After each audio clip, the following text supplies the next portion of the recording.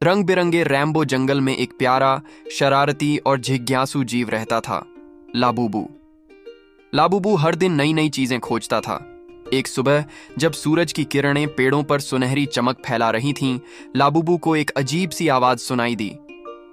टिंग टिंग टिंग। लाबूबू ने आवाज का पीछा करते करते झाड़ियों के पीछे एक पुराना लकड़ी का दरवाजा देखा। वह दरवाजा आधा मिट्टी में ढंसा था और उस पर चांदी का छोटा सा चिन्ह बना था। यह किसका दरवाजा है? लाबूबू ने खुद से पूछा। हिम्मत जुटाकर उसने दरवाजा धीरे धीरे खोला।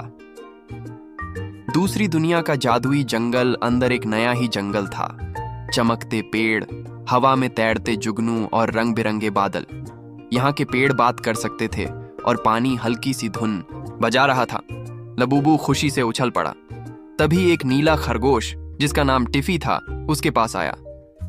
स्वागत है जादुई जंगल में, लेकिन सावधान, यहाँ सब कुछ उतना सरल नहीं जितना दिखता है, टिफी बोला। संकट की शुरुआत टिफी ने बताया कि जादुई जंगल की रोशनी कम हो रही है। कभी चमकने वाला गोल्डन पेड़ अब धीरे धीरे बुझ रहा था।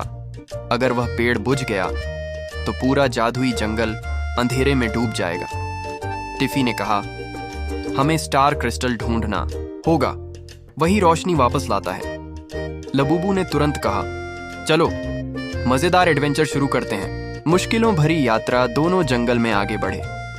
रास्ते में हवा में तैरते पहाड़, बातें करने वाले पत्थर और हंसते गुदगुदाते पेड़, सबसे लाबूबू की मुलाकात हुई।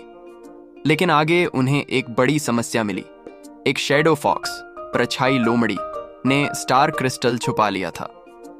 वह फॉक्स बहुत तेज और चालाक थी।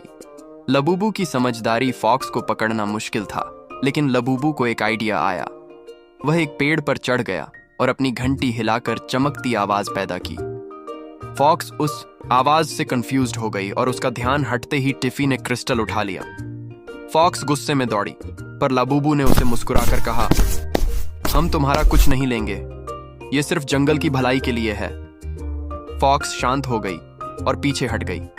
रोशनी की वापसी। लाबूबू और टिफी गोल्डन पेड़ के पास पहुंचे। जैसे ही उन्होंने स्टार क्रिस्टल उसके ऊपर रखा, पूरे जंगल में एक तेज सुनहरी रोशनी फैल गई। पेड़ फिर से चमकने लगा, जुगनू नाचने लगे और पूरा जादुई जंगल जी उठा। अंत में टिफी ने कहा, लाबूबू, आज तुमने हमारे जंगल को बचाया है। तुम जब चाहे यहाँ आ सकते हो। लाबूबू खुश होकर बोला, एडवेंचर खत्म, पर दोस्ती की कहानी शुरू हुई। फिर लाबूबू उस पुराने दरवाजे से होकर अपने जंगल लौट आया, लेकिन अब उसे पता